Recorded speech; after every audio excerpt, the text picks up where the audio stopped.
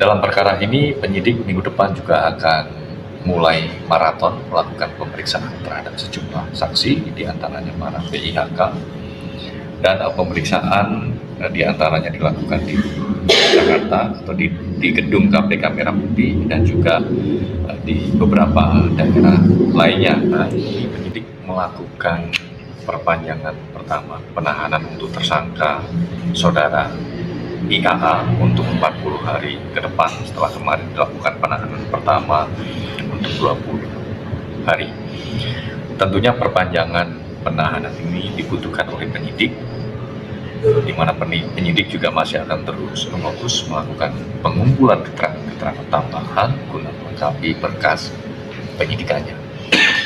Dalam perkara ini, penyidik minggu depan juga akan mulai maraton melakukan pemeriksaan terhadap sejumlah saksi, diantaranya para PIHK, dan pemeriksaan diantaranya dilakukan di Jakarta atau di gedung KPK Merah Putih dan juga di beberapa daerah lainnya, bergantung dari lokasi para PIHK atau biro travel tersebut. Sehingga dengan pemeriksaan di daerah, harapannya juga dapat berlangsung secara efektif karena memang dibutuhkan pemeriksaan kepada para pihak-pihak dimaksud.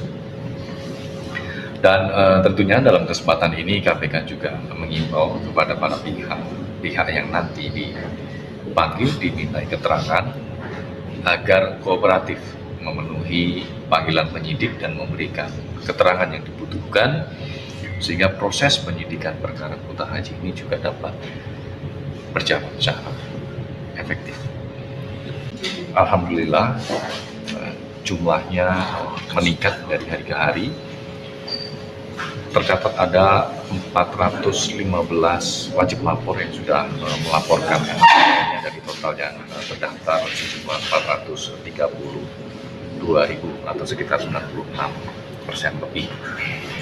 KPK menyampaikan terima kasih dan apresiasi tentunya kepada para penyelenggara negara atau wajib lapor yang sudah menyampaikan LHKPN-nya secara tepat waktu, dan tentunya juga kepada pihak-pihak yang berperan dan berkontribusi besar dalam kepatuhan LHKPN dari tahun 2025 yang dilaporkan sampai dengan akhir Maret 2026 ini. Baik di jajaran pemerintah pusat, ada sekretariat kabinet yang juga secara intensif mendorong para jajaran di Kabinet Merah Putih untuk taat dan patuh dalam pelaporan LHKPN. Demikian juga jajaran di pemerintah daerah, baik para kepala daerah, bupati, wali kota, gubernur, dan juga inspektorat tentunya yang menjadi satuan pengawas di lingkungan pemerintah daerah, dan juga para pimpinan di BUMN, BUMD yang juga turut memastikan jajarannya sebagai para penyelenggara negara atau wajib lapor LHKPN itu juga patuh dalam melaporkan setiap aset ataupun harta yang dimiliki sebagai konsekuensi atas amanah atau jabatan publik yang dipegangnya.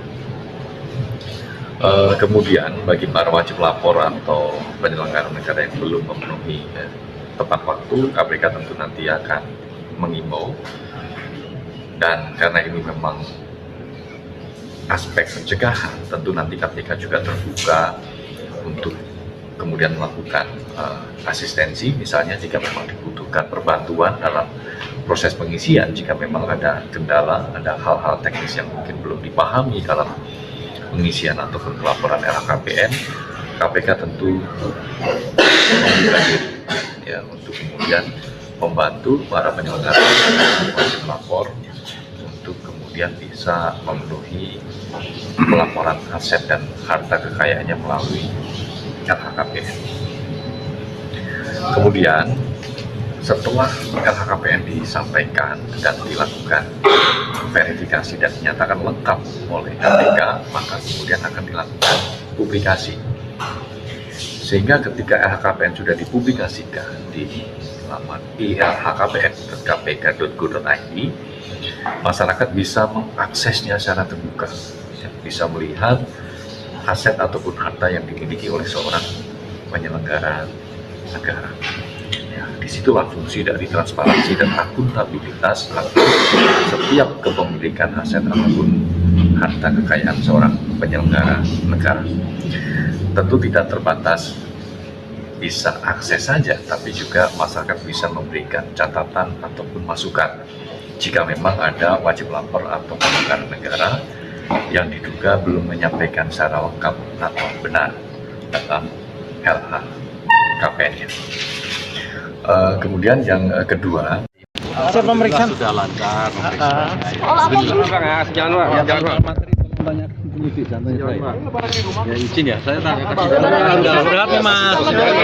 Gus sakit garis sejak kapan bu? Gus itu dari keluarga siapa Gus yang ngajukan Gus? Gus selain minal aidin apalagi pemeriksaan hari ini kemarin hasil pemeriksaan sudah lancar. banyak penyidik contohnya Ya izin ya, saya tanya berat nih mas. Gus sakit garis sejak kapan bu? Gus itu dari keluarga siapa Gus yang ngajukan Gus? Pengajuan dari keluarga siapa Gus? Gus yang ngajukan siapa Gus? Oke. Pak, Gus, sini Gus, Gus gimana Gus? Pihak keluarga Gus yang meminta permohonan tahanan. Ya. Alhamdulillah.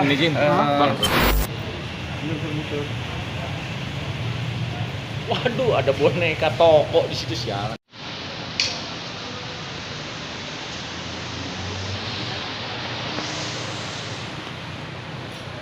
Tuh, kan semua PT ini orang.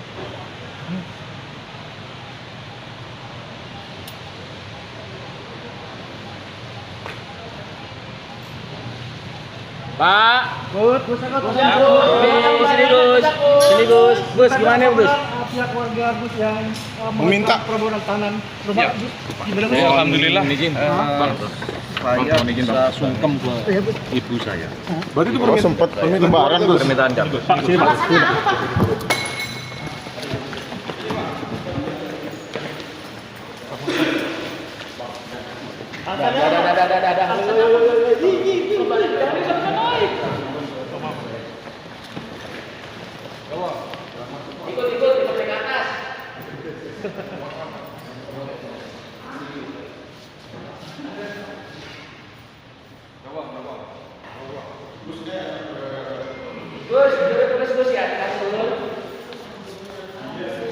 saat ini KPK masih memproses untuk melakukan pengalihan jenis penahanan dari status tahanan rumah untuk kembali menjadi tahanan rutan KPK.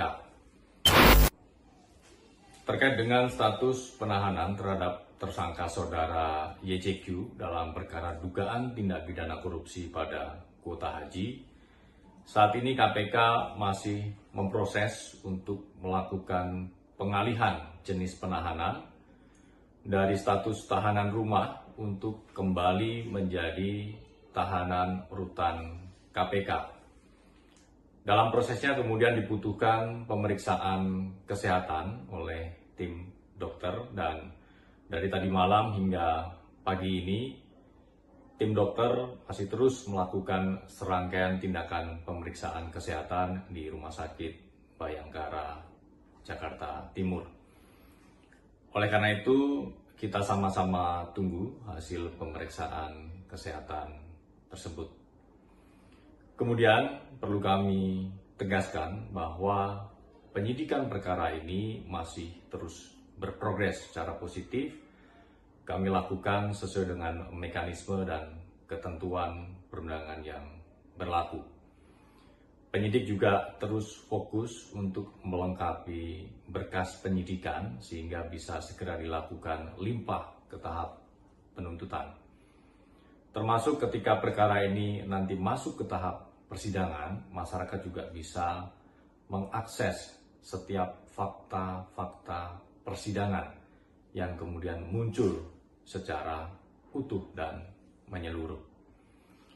Dalam kesempatan ini, KPK juga menyampaikan apresiasi dan terima kasih kepada seluruh masyarakat Indonesia yang terus mengawal sekaligus mendukung KPK dalam proses penanganan perkara ini.